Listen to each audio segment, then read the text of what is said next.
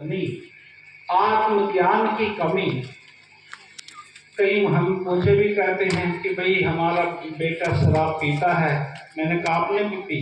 अब हाँ, हम भी पी लेते हैं। तो कहाँ से चली बात? ऊपर से ही आ रही है ना। हमने कहा आप आश्रम में आइए, बहनों से ज्ञान लीजिए, आप भी आओ, बेटा भी आओ। गारंटी है कि क्योंकि जितने भी ब्रह्मा कुमार या कोई भी हैं, वो उनके जीवन से ये सब विषय व्यसन सब भाग खड़े होते हैं, क्योंकि ज्ञान का प्रकाश फैलाती हैं ये बहनें।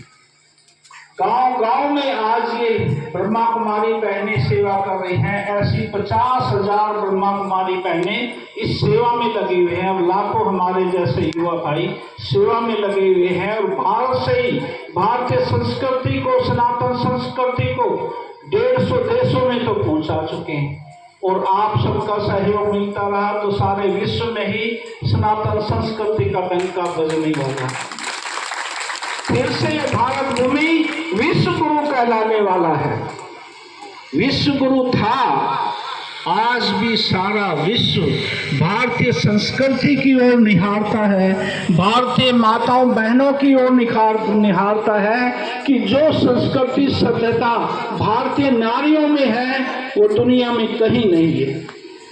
तो इसलिए हमें अपनी पुनः संस्कृति में लौटना होगा और उस परम सत्ता परमात्मा जिसकी यादगार में हमारे पूर्वजों ने शिवालय बनाए, उसमें शिवलिंग की स्थापना की। शिवोम शिवोम कहते हैं, ओम नमो शिवाय कहते हैं, शिव शंभु कहते हैं, शिवरात्रि त्योहार मनाते हैं, शिव के पीछे मर मिटते हैं। करोड़ों लाखों शिवालय पहाड़ों से समुद्र तक बनाए हैं, इसके पीछे कुछ तो राज होगा। क्यों हम इतना बलिहार जाते हैं? क्योंकि यही वो शिव कल्याणकारी है जो हमें पुनः गीता ज्ञान देते हैं और उस ज्ञान से हमारा जो अंधकार होता है वो मिट जाता है और हमें पुनः आत्मिक ज्ञान के साथ, परमात्मा संबंध के साथ, जिसे राजयोग कहते हैं, योग कहते हैं, हमारे सभी बड़े ध्यान, योग, संध्या, मेडिटेशन करते ही आए हैं। यहाँ तक कि कोई भी कार्य शुरू करते थे पहले लोग विराम करना। ये क्या था? क्योंकि परमात्म शक्ति का साथ, सहयोग या हमारे पवित्र बुद्धि बने रहे। हम कहीं जोश में, आवेश में, आक्रोश में, गुस्से में, तनाव में, अहंकार में कोई पाप कर्म ना कर बैठे।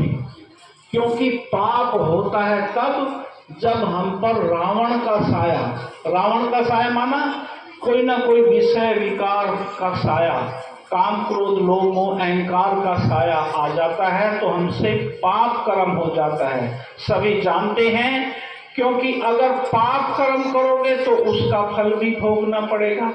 लेकिन सभी चाहते हैं हमारे से पुण्य कर्म होते रहें, तो हर कोई पुण्य कर्म भी करना चाहता है, क्योंकि ये फल, कर्म का फल हमें भोगना ही पड़ता है। तो रावण की बात पर मुझे एक बात याद आती है कि एक बार रावण के दरबार में बहुत उच्च कोटि के संत आए। रावण को अपने सोने की लंका का बड़ा ही गर्व फक्र था। उसने अपने मंत्री को कहा कि महाराज को सोने की लंका का अवलोकन कराया जाए। जैसे ही अवलोकन करने के बाद संत आते हैं तो रावण ने कहा बड़े नशे से, कहिए महाराज आपको सोने की लंका कैसी लगी? संत ने तपाक से जवाब देते हुए कहा कि ऐ रावण, तेरा सारी लंका का नाश होने वाला है। रावण तो चौंक गया, उसे क्रोध भी आया। उसने कहा क्या महाराज कोई गलती हो गई? संत ने कहा कि मैंने तेरी लंका में बड़े बड़े राजमहल देखे, राज दरबार देखे, गजशालाएं देखी, घुड़शालाएं देखी, वैधशालाएं देखी, गौशाला, बहुत कुछ देखा, लेकिन तेरे राज्य में मुझे कहीं चरित्रशाला नजर नहीं आई। जहाँ चरित्र नहीं होता वहाँ सर्वनाश निश्चित होता है। आज भी संसार की वही हालत हो चुकी है, क्योंकि पतन के लिए हम कहते हैं कि चरित्र का पतन हो चुका है। उत्थान कैसे होगा? जब हमारे में आत्मबल आएगा, जब हमारे चरित्र का पुनः निर्माण होगा। लेकिन हर मनुष्य आत्माओं तो सगर के 60,000 पुरखों का गायन है, सभी अहंकार में आ गए, विश्व विजेता बनने की होड़ में थर्ड वर्ल्ड वॉर की पूरी तैयारी में लगे हुए हैं। लेकिन ये क्या है, वो तो धराशायी हो जाते हैं, ध्वस्त हो जाते हैं, श्रापित हो जाते हैं, और उन्हें पुनः उद्धार करने के लिए भगीरथ को तपस्या करनी पड़ती है। अब आपके गांव में भी तो ऐसी तपस्या चल रही है जिससे सबका उद्धार होना है, लेकिन पहले विवेक जागृत करना है। कैसे उद्धार होगा?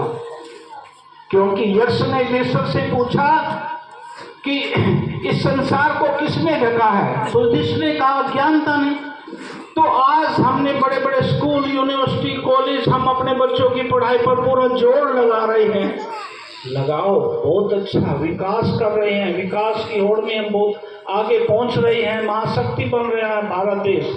लेकिन चरित्र में भी कहीं पीछे न रहें, क्योंकि सब जानते हैं जिस जीवन में चरित्र नहीं होता वो चरित्र न जाने कब धराशायी हो जाता है।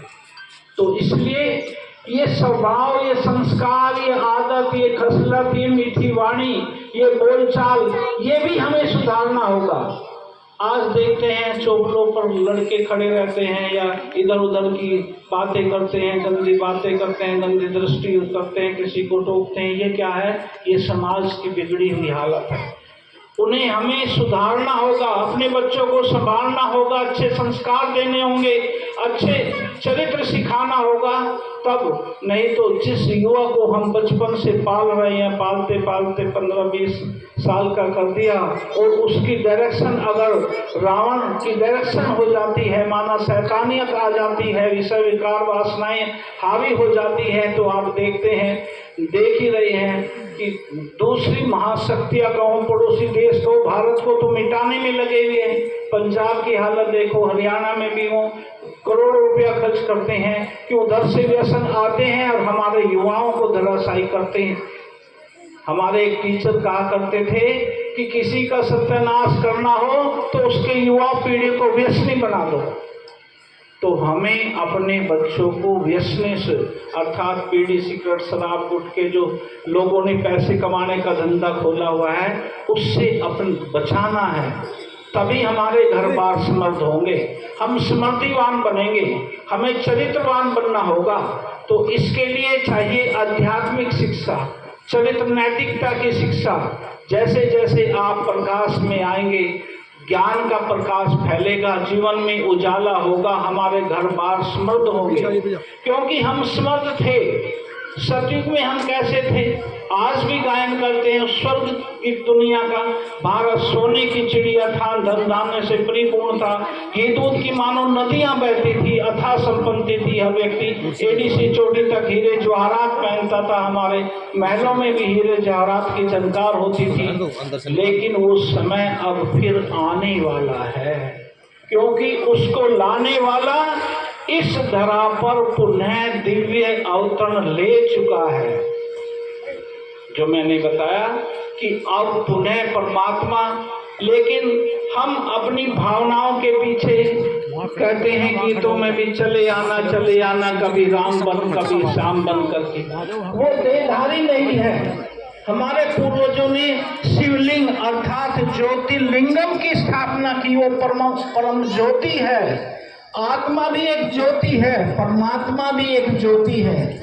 जब हम देह भान त्याग करके देश के संबंधी जो भी हमारा कोठी कार बंगले जमीन जायदाद पद पोषण है, इन का अहंकार त्याग करके अपने को आत्मा समझ परमात्मा में प्यार से लीन हो जाएंगे, तो परमात्मा शक्तियां हमारे अंदर आएंगी और हम उन विषय विकार और वासनाओं को छोड़ देंगे और पुनः नैतिक जागृति के साथ, सामाजिक उत्थान के साथ, हर किसी को आत्मीयता के साथ व्यवहार में आते हुए, एक दूसरे को सहयोग देते हुए, सम्मान देते हुए हम विकास करेंगे। और फिर सारा विश्व ही भारत से ये शक्तियां लेगा, आध्यात्मिक शक्तियां लेगा, जागृति आएगी, सारे विश्व का उद्धार होगा, क्योंकि वो विश्व कल्याणकारी है। भारतवासियों ने बहुत कुछ परमात्मा के लिए फिदा हुए, लुटाए।